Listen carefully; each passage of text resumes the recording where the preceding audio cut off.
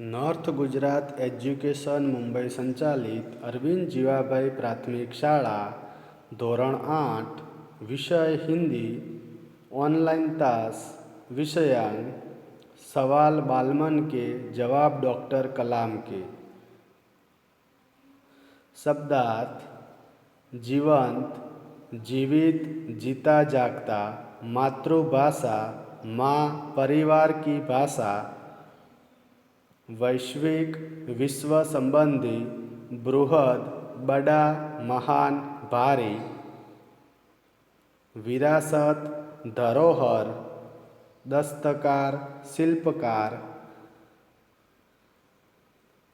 दरकार जरूरत उत्कृष्ट उत्तम श्रेष्ठ विघ्न बाधा अड़चन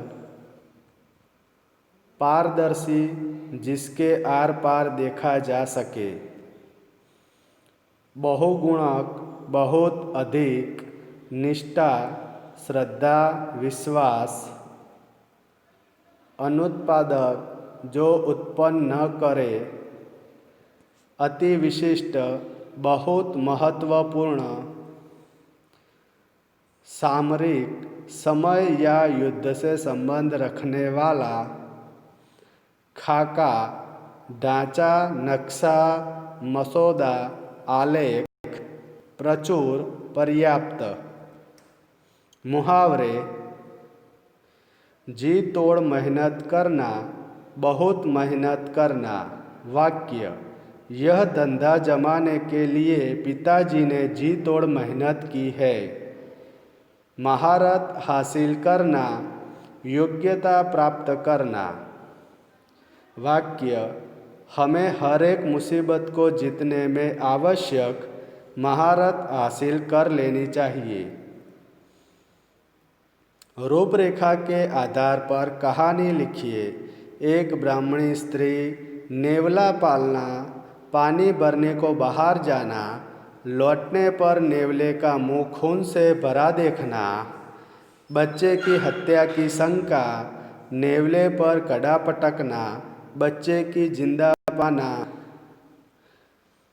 पास ही मरा हुआ सांप पछताना सीख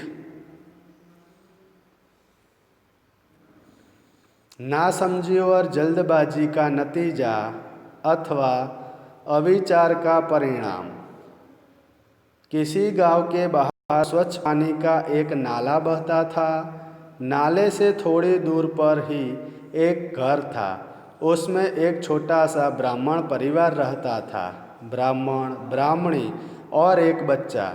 ब्राह्मणी ने एक नेवला पाल रखा था। नेवला जितना हट्टा कट्टा था उतना ही स्वामी भक्त भी था। एक दिन ब्राह्मणी नाले से पानी भरने के लिए बाहर गई। घर में उसका छोटा बच्चा अकेला था। वह पालने में सो रहा था। ब्राह्मणी ने नेवले को समझाया था कि वह बच्चे का ध्यान रखे। उसी समय एक सांप घर में घुस आया। वह पालने में सोए हुए बच्चे की ओर जाने लगा। नेवला सांप को देखते ही तेजी से दौड़ा और सांप पर टूट पड़ा।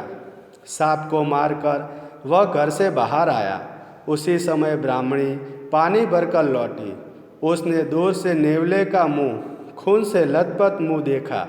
उसने सोचा कि उसकी गैर हाजिरी में नेवले ने उसके बच्चे को मार डाला है। वह एकदम आपे से बाहर हो गई। उसने पानी से भरा घड़ा नेवले पर पटका। नेवला वहीं ढेर हो गया। ब्राह्मणी जब घर के भीतर पहुंची तो उसने देखा कि उसका बच्चा चैन से सो रहा था। उसके पालने के पास मरा हुआ सांप पड़ा था। वह देखकर ब्राह्मणी सारी बात समझ गई।